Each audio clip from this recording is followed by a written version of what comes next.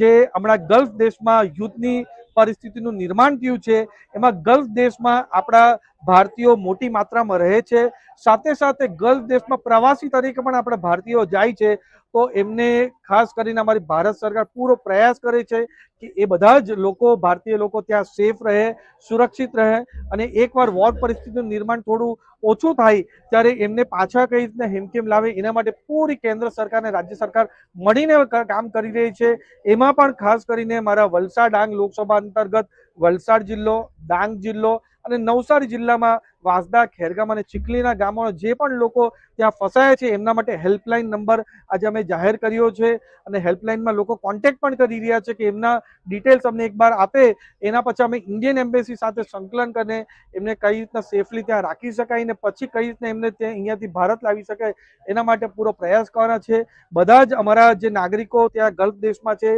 એમને એક જ અપીલ કરવા માંગુ છું કે તમે જરાક પણ ડરવાની જરૂર નથી। આપણી ભારત સરકાર પૂરી પરિસ્થિતિમાં આપણે મોનિટરિંગ કરી રહી છે અને આપણા નાગરિકો સુરક્ષિત રહે એના માટે પૂરો પ્રયત્ન અમે સાથે મળીને કરશું।